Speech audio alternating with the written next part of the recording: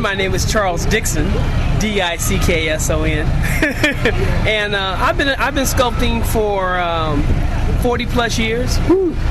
My medias are wood, plastic, concrete. I'm a mold maker.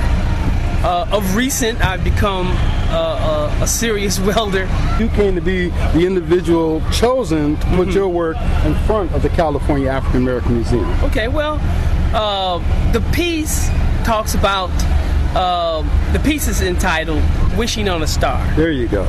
Okay, and it starts from a human, if you, on one side of it, it's the human body, and this body is emerging or transforming into an astronaut. This astronaut is flinging in space this like funnel satellite, and around this funnel satellite there are other little examples of there'll be examples of say the space station that is being the International Space Station that will be kind of floating around there. There'll be the Hubble will be floating on there, and there's like the Chandler satellite that also has a camera. It'll be hovering up there, and beyond that there's this there's the universe, and the whole thing about the funnel is getting this information from the universe that we use for everything in our everyday life. This is my funnel. Right, I'm a similar, so I like to pick up things. I use every technique I can use to have a conversation. Yes, sir. And so, you know, if I have to carve an image from wood or plastic or make a mold, I'll do that, you know, to make the statement. In this case, I knew how to bend and form rebar and then weld it together, and not just weld it on top of each other, but lace it together. So now it's structurally strong. It's one continuous form. And then, thank you. What it's made out of is rebar.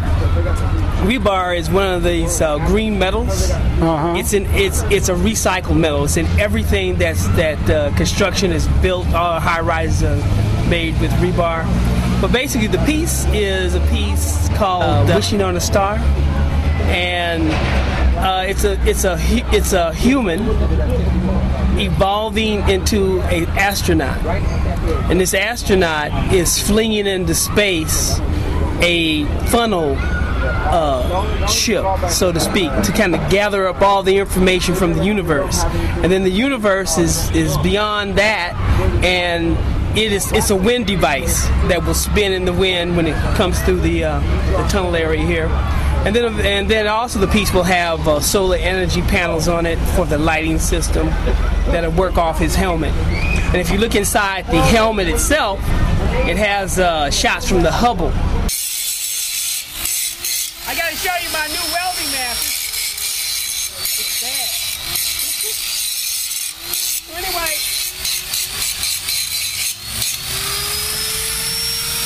So how many hours of love did you put into creating this?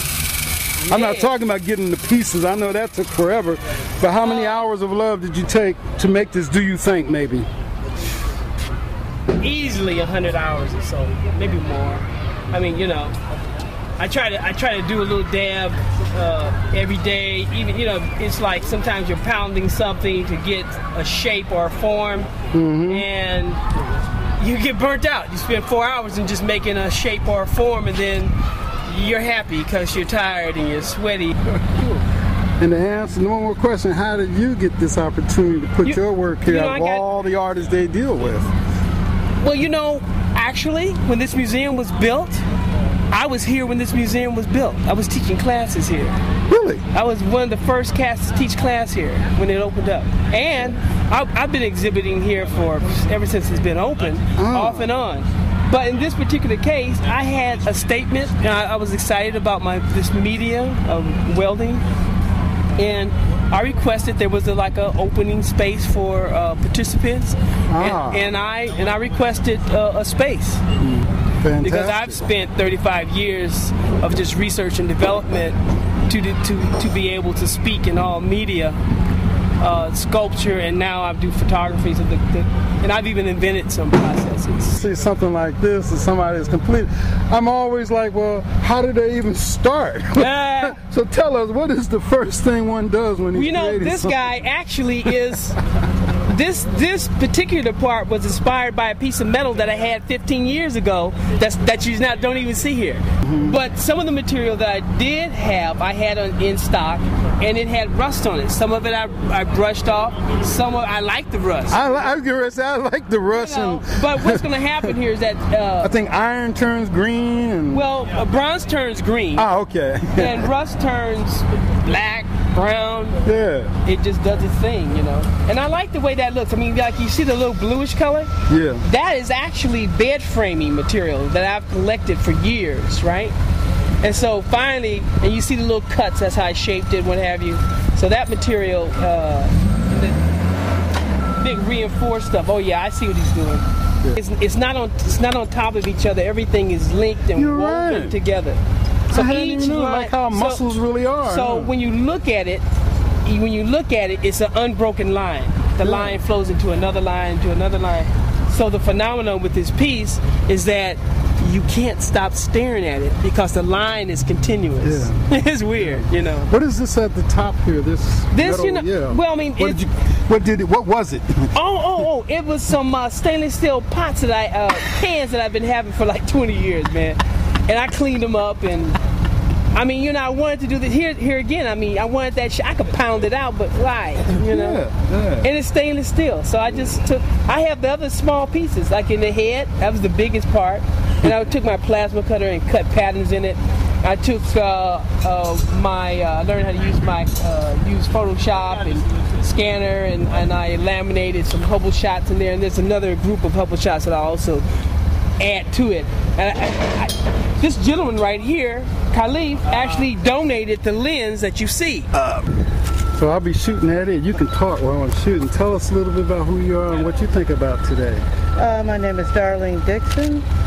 I believe this is history because there's never been a sculpture out in front of the African American Museum. And for it to be contemporary sculpture is really, really great.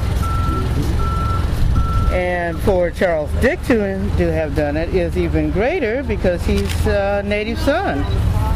Here went to Fremont High School and taught here. Yeah, he told me he taught here when it was first built. Yep, sure did. So this is like full circle stuff here.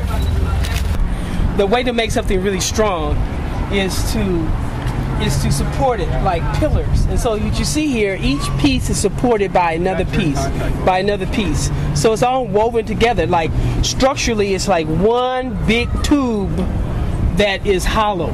I mean, that's hollow and it's open air. And then it also has emergency light. Cool. Then, like a beacon too. Right. And then this was the camera that was donated, a piece, and so DJ Robinson, the gentleman that's a photographer here, and let me set it off. See it? Yeah. So you can set the f-stops on this. And then the bottom line is that, see that? What happened? Blinking lights on it. You mean I have to come here at night and film too? Right. Oh. And so there's going to be more pieces too that go inside of that. So every angle that you walk around and look at it'll show you something new. And those are laminated transparencies. All right, we're going to have Woody officially welcome you. I'm going to get back into my world. I'm Woody Schofield. I'm with the museum. This is perfect timing. I ain't been here in months. When you came over, I said, well, it just so happens we're bringing over this special piece. Charles Dickson's piece, and part of an idea called Tomorrow One. We're proud to have it in front of the museum. And one last time, the name of this magnificent piece. The name of the piece is Wishing on a Star. Wishing on a Star. This is Blaze. I'm signing out. And all the best to CAAM, California African American Museum, for stepping out like this and bringing the art outside where people can see it. And in this case, ponder the future, the 19th, 20th, and the 21st century. We want to thank you both very much. Thank you.